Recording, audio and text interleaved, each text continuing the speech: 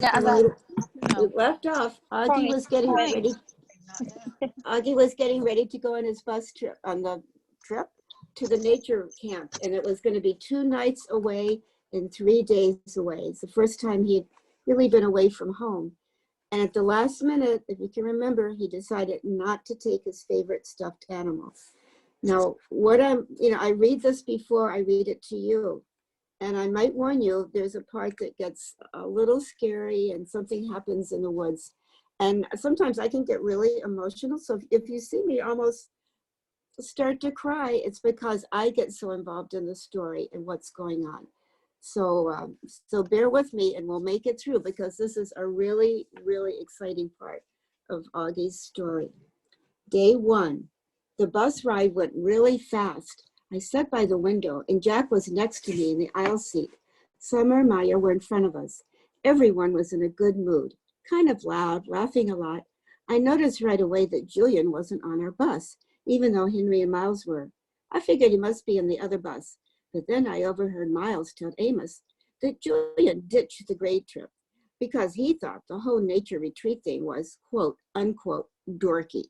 I got totally pumped because dealing with Julian for 3 days in a row and 2 nights was a major reason that I was nervous about this whole trip. So now without him there, I could really just relax and not worry about anything. We got to the nature reserve at around noon. The first thing we did was put our stuff down in the cabins. There were 3 bunk beds to every room. So me and Jack did rock, paper, and scissors for the top bunk, and I won. Woohoo! And the other guys in the room were Reed and Tristan and Pablo and Nino. After we had lunch in the main cabin, we all went on a 2-hour guided nature hike through the woods. But these were not the woods like the kind they have in Central Park. These were real woods, giant trees that almost totally blocked out the sunlight. Tangles of leaves and fallen tree trunks, howls and chirps, and really loud bird calls. There was a slight fog too, like a pale blue smoke all around us. So cool. The nature guide pointed everything out to us. The different types of trees we were passing, the insects inside the dead logs on the trail, the signs of deer and bears in the woods, what types of birds were whistling, and where to look for them. I realized that my low-bird hearing aids actually made me hear better than most people, because I was usually the first person to hear a new bird call. It started to rain as we headed back to camp. I pulled on my rain poncho and pulled the hood up on my hearing aids so they wouldn't get wet, but my jeans and my shoes got soaked by the time we reached our cabins. Everyone got soaked. It was fun though. We had a wet sock fight in the cabin. Since it rained for the rest of the day, we spent most of the afternoon goofing off in the rec room. They had a ping pong table and old-style arcade games like Pac-Man and Missile Command that we played until dinner time. Luckily, by then it stopped raining, so we got to have a real campfire cookout. The log benches around the campfire were still a little damp, but we threw our jackets over them and hung out by the fire, toasting our s'mores and eating the best roasted hot dogs I've ever tasted. Mom was right about the mosquitoes. There were tons of them, but luckily I had splintered myself before I left the cabin, and I wasn't eaten alive like some of the other kids were. I love hanging out by the campfire after dark. I love the way bits of fire dust would float up and disappear into the night air, and how the fire lit up people's faces. I love the sound the fire made too, and how the woods were so dark that you couldn't see anything around you, and you'd look up and see a billion stars in the sky. The sky doesn't look like that in North River Heights. I've seen it look like that in Montauk though, like someone sprinkled salt on a shiny black table. I was so tired when I got back to the cabin that I didn't need to pull out the book to read. I fell asleep almost as fast as my head hit the pillow, and maybe I dreamed about the stars. I don't know. The next day was just as great as the first day. We went horseback riding in the morning, and in the afternoon we rappelled up some ginormous trees with the help of the nature guides. By the time we got back to the cabin for dinner, we were all really tired again. After dinner, they told us we had an hour to rest, and we were going to go take a 15-minute bus ride to the fairgrounds for an outdoor movie night. I hadn't had the chance to write a letter to Mom and Dad and Via yet, So I wrote one telling them about all the stuff we did that day and the day before. I pictured myself reading it to them out loud when I got back, since there was just no way the letter would get home before I did. When we got back to the fairgrounds, the sun was just starting to set. It was about 7:30. The shadows were really long on the grass and the clouds were pink and orange. It looked like someone had taken sidewalk chalk and smudged the colors across the sky with their fingers. It's not that I haven't seen nice sunsets before in the city, because I have slivers of sunsets between buildings, but I wasn't used to seeing them, so much sky in every direction. Out here in the fairgrounds, I could understand why ancient people used to think the world was flat and the sky was a dome that closed in on top of it. That's what it looked like from the fairgrounds in the middle of this huge open field. Because we were the first school to arrive, we got to run around the field all we wanted until the teachers told us it was time to lay out our sleeping bags on the ground and get good viewing seats.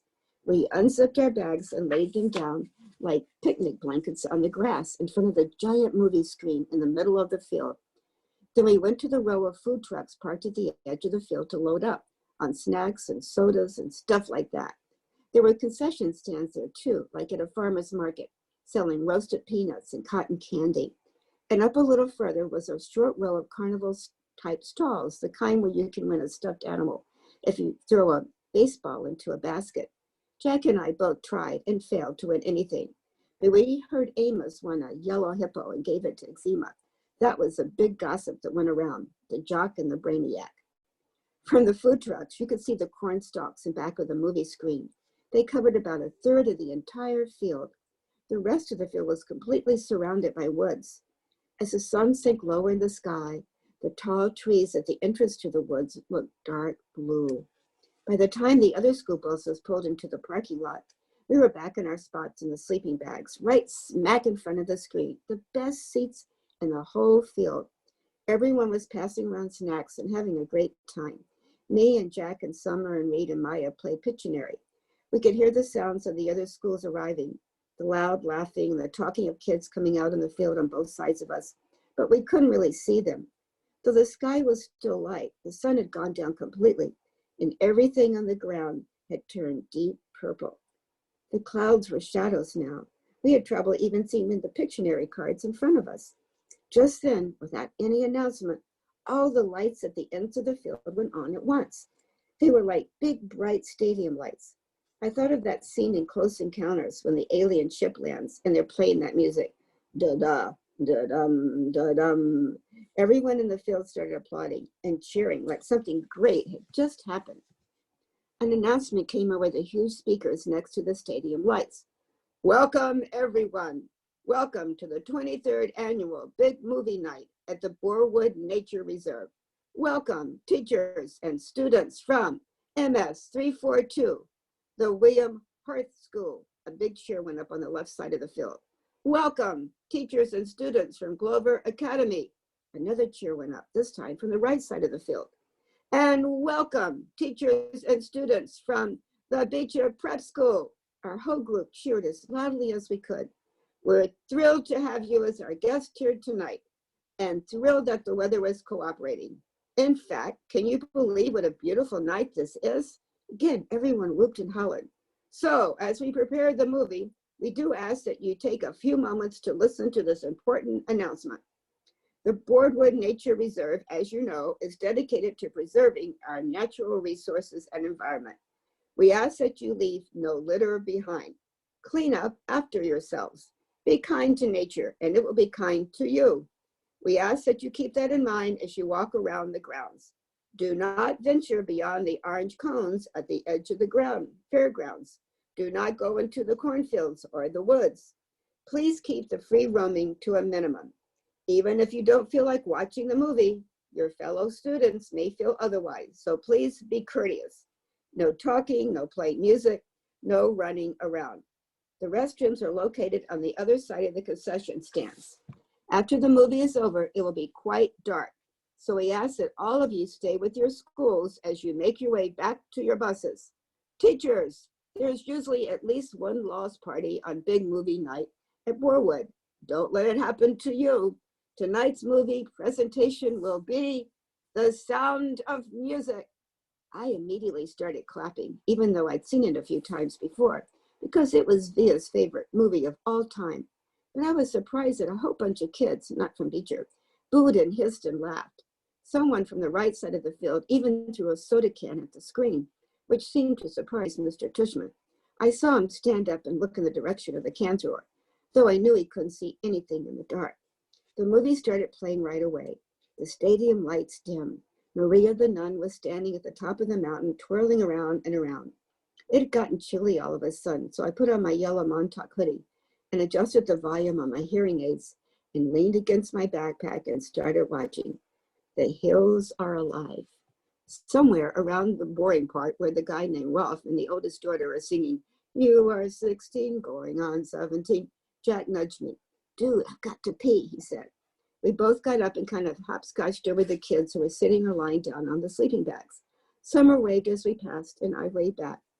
There were lots of kids from other schools walking around by the food trucks, playing the carnival games, or just hanging out. Of course, there was a huge line for the toilets. "Forget this, I'll just find a tree," said Jack. "That's gross. Ugh, gross, Jack. Let's just wait," I answered. But he headed off to the row of trees at the edge of the field, which was past the orange cones that we were specifically told not to go past. And of course I followed him. And of course we didn't have our flashlights because we forgot to bring them. It was so dark now, we literally couldn't see 10 steps ahead of us as we walked towards the woods. Luckily, the movie gave off some light, so when we saw a flashlight coming towards us out of the woods, we knew immediately it was Henry, Miles, and Amos. I guess they hadn't wanted to wait online to use the toilets either.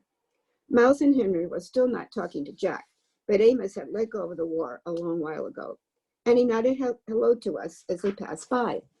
"Be careful of the bears," shouted Henry, and he and Miles laughed as they walked away. Amos shook his head at us like, "Don't pay attention to them." Jack and I walked a little further till we were just inside the woods. Then Jack hunted around for the perfect tree and finally did his business. It felt like, though, he was taking forever. The woods were loud with strange sounds and chirps and croaks, like a wall of noise coming out of the trees.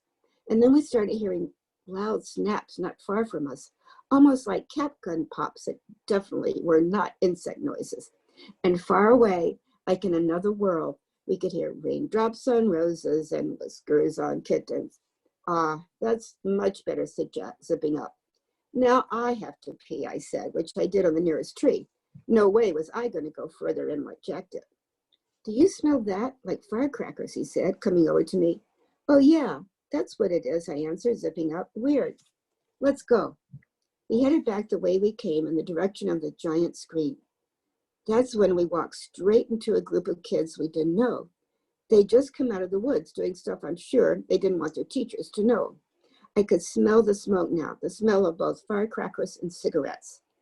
They pointed a flashlight at us. There were 6 of them, 4 boys and 2 girls. They looked like they were in the 7th grade. "What school are you from?" one of the boys called out. "Beecher Prep," Jack started to answer when all of a sudden one of the girls started screaming. "Oh my God," she shrieked, holding her hand over her eyes like she was crying. I figured maybe a huge bug had just flown into her face or something. "No way," one of the boys cried out, and he started flicking his hand in the air like he just touched something hot. And then he covered his mouth. "No freaking way, man. No freaking way."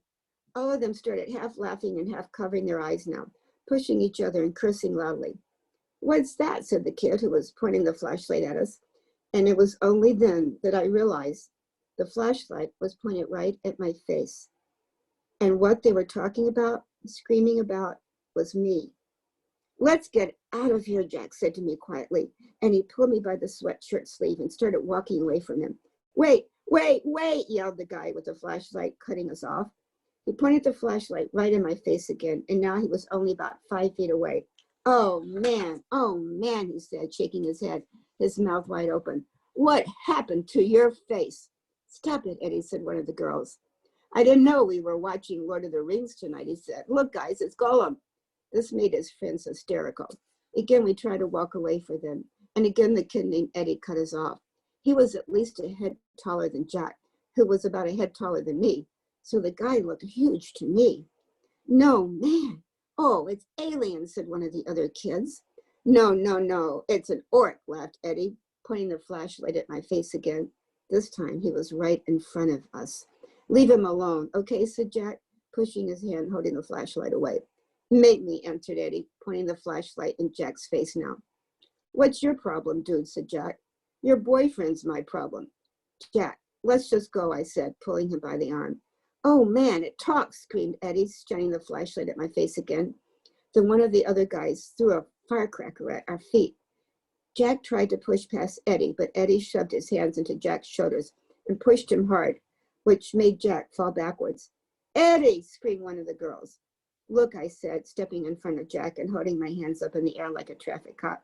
We're a lot smaller than you guys. Are you talking to me, Freddy Krueger? I don't think you want to mess with me, you ugly freak, said Eddie. And this was the point where I knew I should run away as fast as I could. But Jack was on the ground, and I wasn't about to leave him. Yo, dude, said a new voice behind us. What's up, man? Eddie spun around and pointed his flashlight towards the voice. For a second, I couldn't believe who it was. Leave them alone, dude, said Amos, with Miles and Henry right behind him. Says who? Said one of the guys with Eddie. Just leave them alone, dude, Amos repeated calmly. Are you a freak too, said Eddie. They're all a bunch of freaks, said one of his friends. Amos didn't answer them, but looked at us. Come on, guys, let's go. Mr. Tusham is waiting for us. I knew that was a lie, but I helped Jack get up, and we started walking over to Amos. Then out of the blue, the Eddie guy grabbed my hood as I passed by him, yanked it really hard, so I was pulled backwards and fell flat on my back. It was a hard fall, and I hurt my elbow pretty bad on a rock. I couldn't really see what happened afterwards, except that Amos rammed into the Eddie guy like a monster truck, and they both fell down to the ground next to me. Everything got really crazy after that. Someone pulled me up by my sleeve and yelled, run, and someone else screamed, get him, at the same time. And for a few seconds, I actually had two people pulling the sleeves of my sweatshirt in opposite directions. I heard them both cursing until my sweatshirt ripped. And the first guy yanked me by my arm and started pulling me behind him as we ran, which I did as fast as I could. I could hear footsteps just behind us, chasing us, and voices shouting and girls screaming. But it was so dark, I didn't know whose voices they were, only that everything felt like we were underwater. We were running like crazy, and it was pitch black. And whenever I started to slow down, the guy pulled me by my arm would yell, don't stop. Finally, after what seemed like a forever of running, someone yelled, I think we lost them. Amos?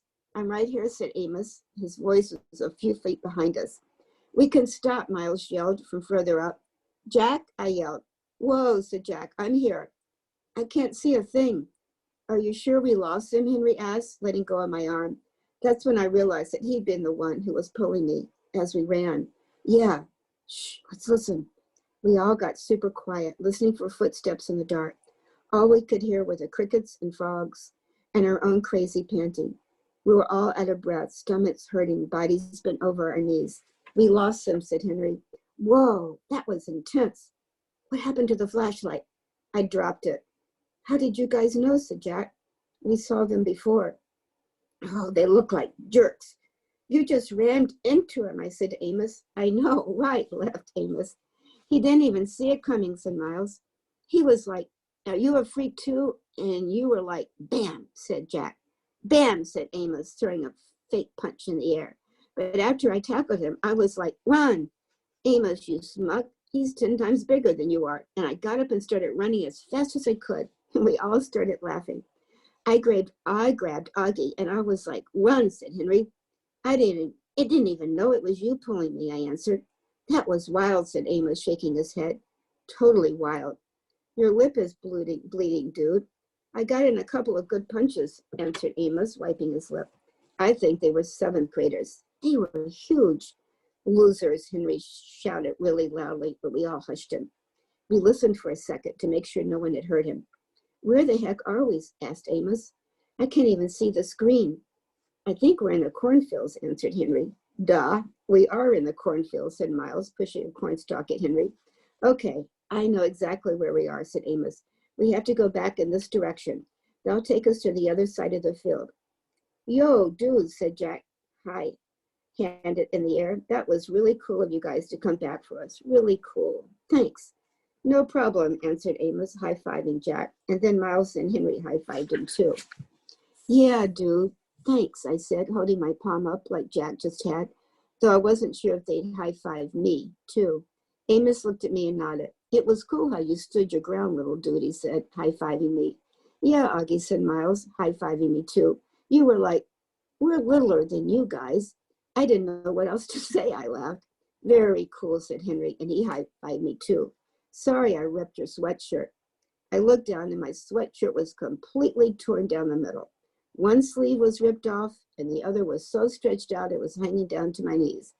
Hey, your elbow's bleeding, said Jack. Yeah, I shrugged. It was starting to hurt a lot. You okay, said Jack, seeing my face. I nodded. Suddenly, I felt like crying, and I was trying really hard not to do that. Wait, your hearing aids are gone, said Jack.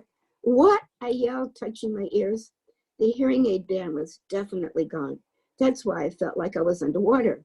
Oh, no, I said, and that's when I couldn't hold it in anymore. Everything that had just happened kind of hit me, and I couldn't help it. I started to cry, like big cry, what Mom would call the waterworks. I was so embarrassed I hid my face in my arm, but I couldn't stop the tears from coming. The guys were really nice to me, though. They patted me on the back. You're okay, dude. It's okay, they said. You're one brave little dude. You know that, said Amos, putting his arm around my shoulders. And when I kept on crying, he put both of his arms around me, like my dad would have done, and he let me cry.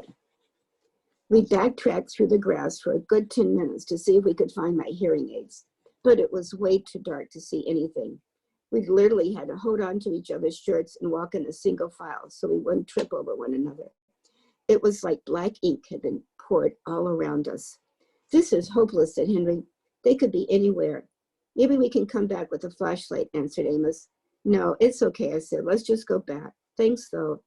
We walked back towards the cornfields and then cut through them until the back of the big screen came into view. Since it was facing away from us, we didn't get any light from the screen at all until we walked around to the edge of the woods again. That's where we finally started seeing a little light.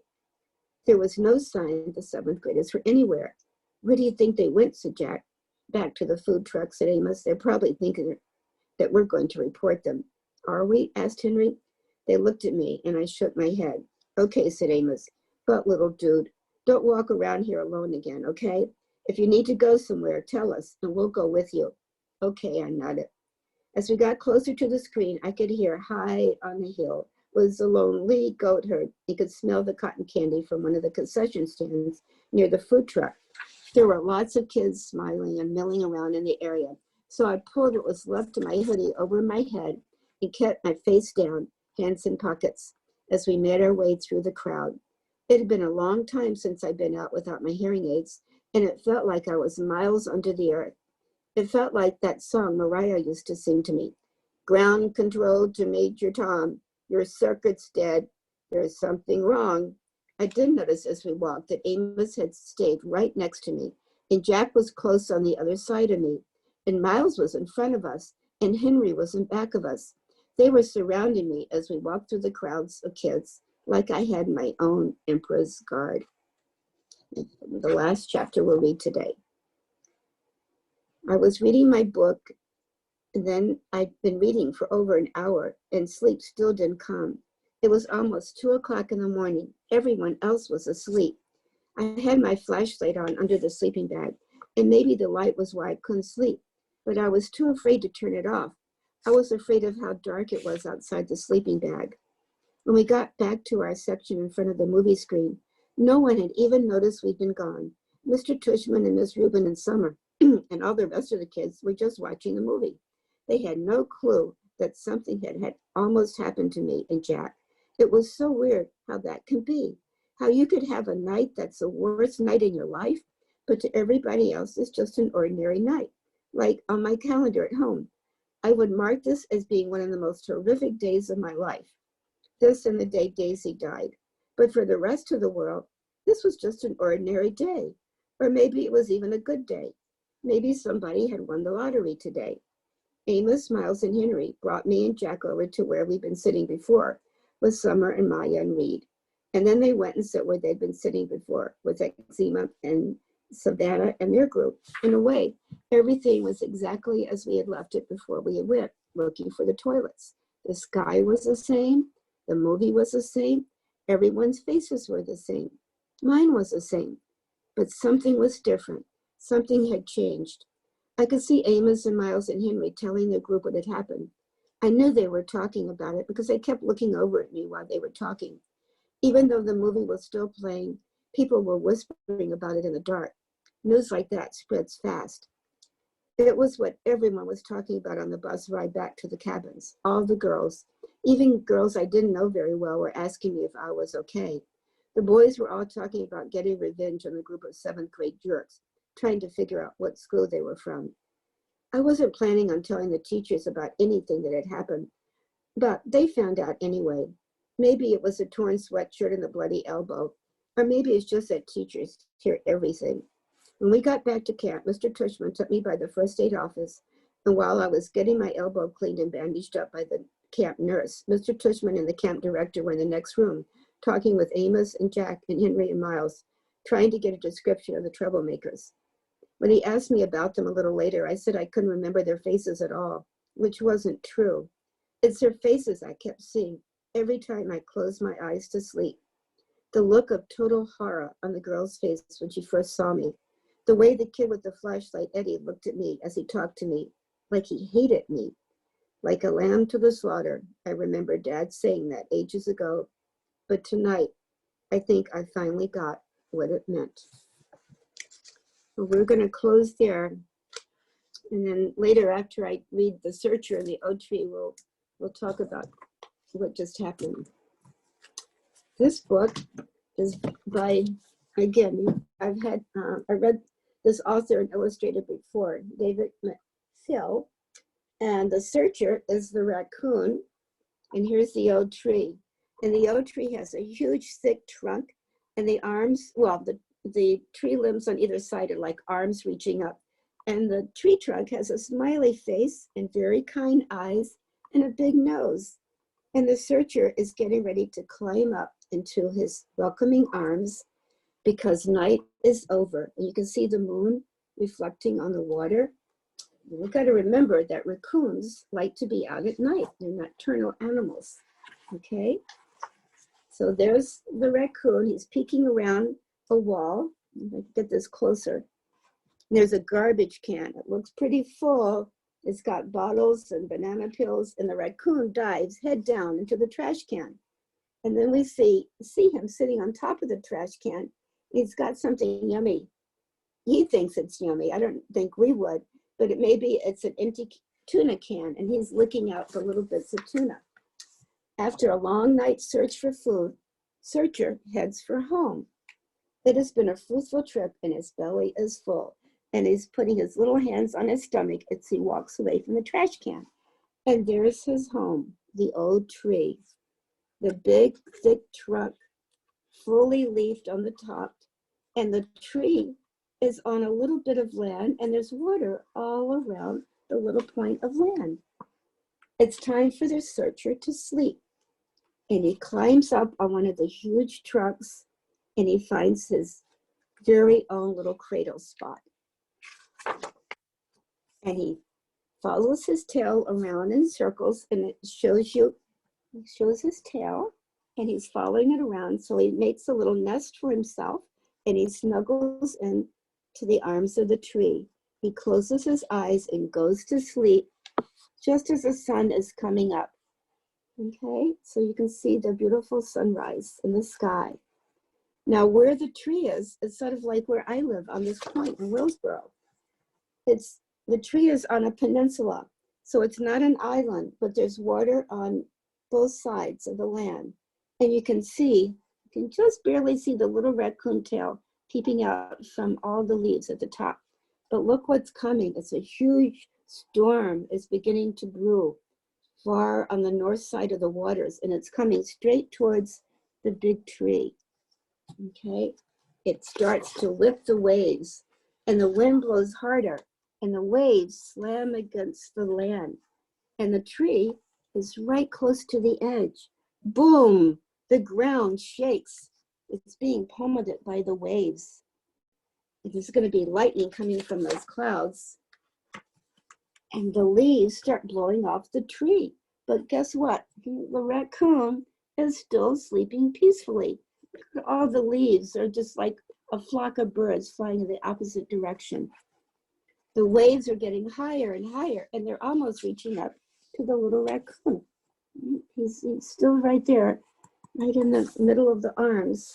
The waves continue to pound, surge, and crash, smash. But you know what? The searcher, he sleeps on, and now the water is coming over the land, and the waves are going like 6, 7, 8 feet tall. The wind is howling furiously now.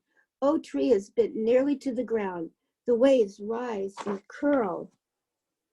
The wind and waves increase in ferocity throughout the day, and there's a big lightning bolt. I can get it on the screen right there. The lightning bolt reaching from those dark clouds all the way down into the water. Thank goodness it's not striking the tree where Searcher is still sleeping. How can he sleep through all this? Okay, the wind tries to pull Oak Tree out by the roots, but it can't. There's Searcher. He is unbelievably still sleeping. The waves are like reaching like fingers onto the land, trying almost to grab Searcher and snatch him out of the tree. And he doesn't even know what is happening. My goodness, the wind shrieks. The waves explode. Oak Tree holds firm, and Searcher sleeps on. You can see those waves? They are like fingers that are reaching up from the water, trying almost to pull that tree up, but no, the oak tree is holding fast. Then towards morning, the wind and waves relent, and the wind calms down. Oh, I'm sorry. Then towards evening, because day is past, okay? And everything is getting calm again. And the storm has moved on, and it is a beautiful sunset, and the oak tree is still standing. And the raccoon is just beginning to wake up. The searcher's stomach starts to rumble, and he turns over. Here he is. His eyes are beginning to open up right here. There they are. And he stretches his little arms up, and he slides down to the ground and heads towards the familiar path. Maybe he's going to look for some more trash cans. And there's the moon. Okay, it's reflected into the water. But then Searcher notices all the leaves all covering the ground in front of him. The grass is wet, and broken branches lie scattered about. The Searcher looks up at oak tree's branches, and they wave slightly into the breeze. The Searcher watches quietly, and then the Searcher waves back to the tree. Oak tree will be waiting for him when Searcher comes home.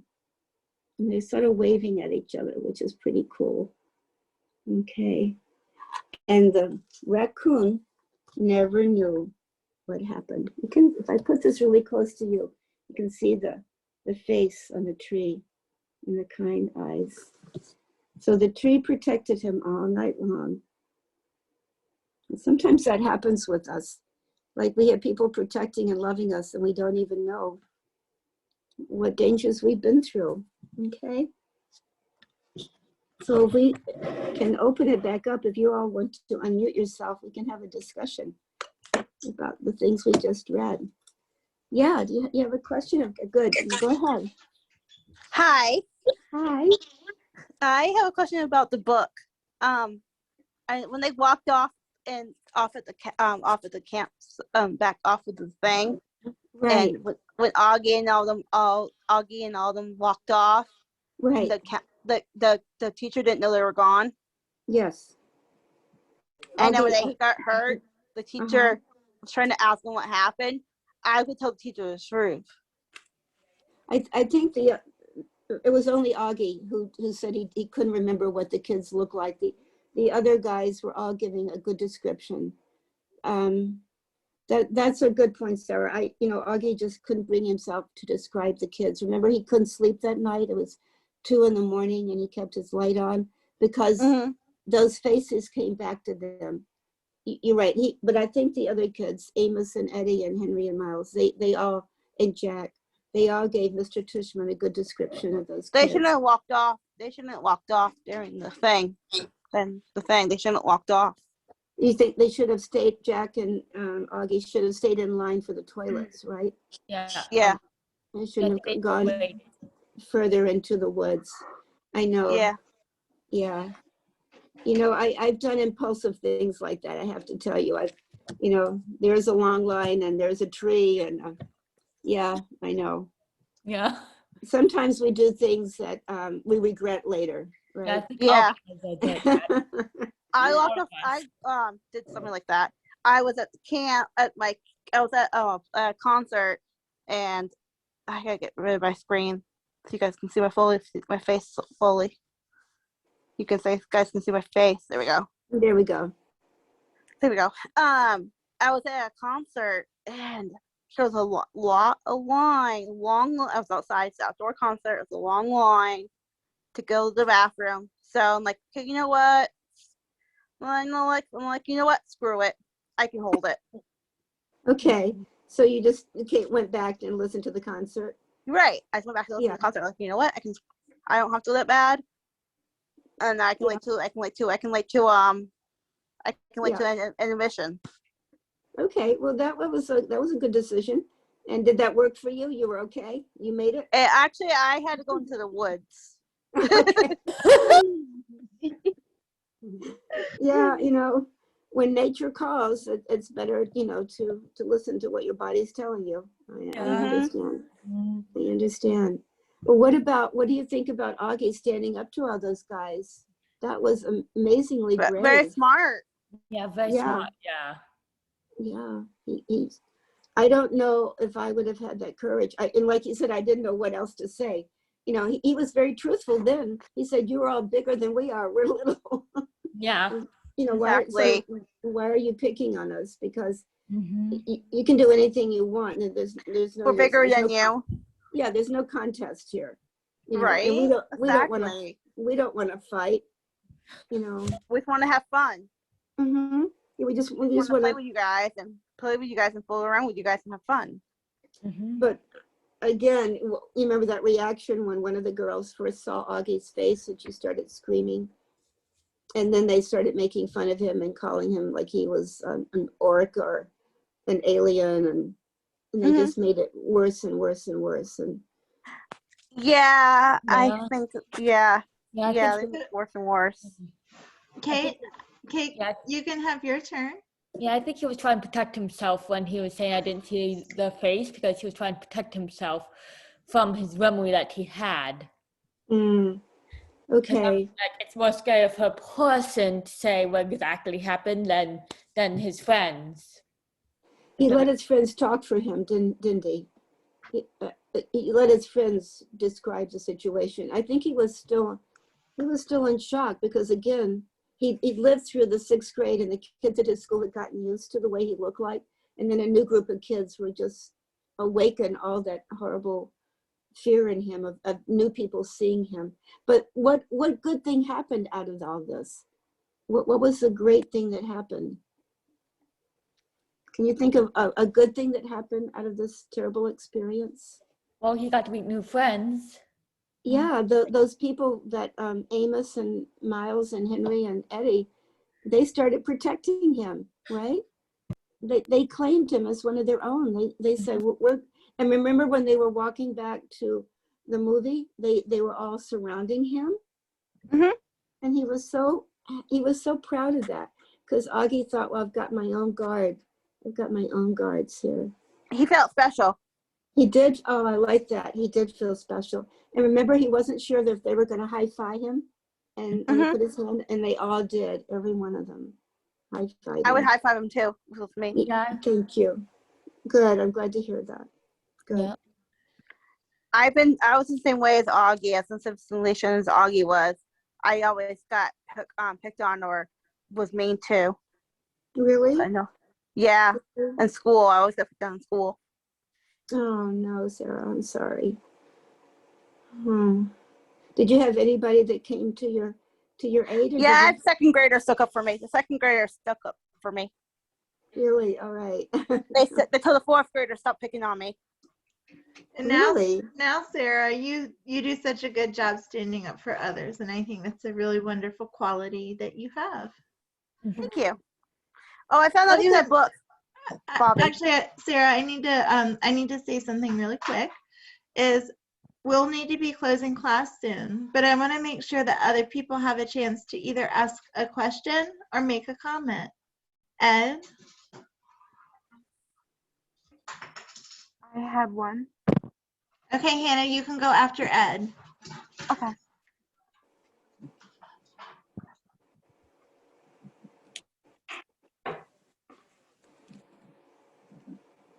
Words, please.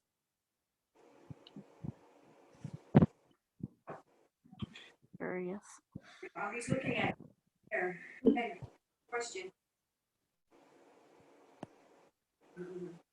I like a book. The last book she read Yeah, last one. with the clouds and Oh, Yeah. I like that book too, Ed. I'm so glad you enjoyed it. Thank you for the good comment. Hannah, did you have a question or a comment? Yeah. Okay. I like when Bobby reads to us because he has a wonderful voice. thank you. I agree. Yeah. I agree too. Yeah, me too, actually. Yeah. Oh, thank you all very much. No problem. That's you. Bless you, Thank Sarah. you. Bless you. Okay. Oh, Rachel, you have a question or a comment. Can you unmute yourself so we could hear you? feeling down right now, so discouraged. Rachel, you're still muted.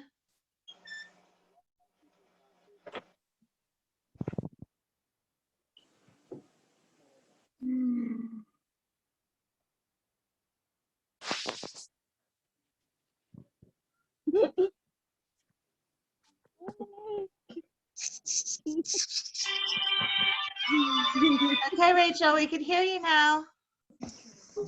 I liked that last story. It was cute. Oh, The raccoon book. yeah, Thank you, Mr. T. Rachel. yeah. I agree. I think the I pictures agree. were really great too. Yeah. Yeah. Good. Michael or Jesse or Megan, do any of you want to have a chance to make a comment before we go for today? That was a really good book. Oh, good. Thank you, Megan. Michael, yeah. Yeah, I like it.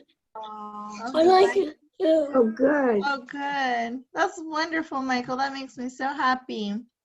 Okay. Well, I really appreciate everybody's kind feedback to Bobbi. So why don't we, before we go, why doesn't everybody give a big wave goodbye and a big thank you to Bobbi? Thank Right, you. Thank you, bye. Bobbi. Thank you, Thank Bobbi. you. Hey, Bye. Laura. Bye. Bye. I'll see you guys Bye. soon. Thank Bye, you. Laura. Thank Bye, Bobbi. you. Bye.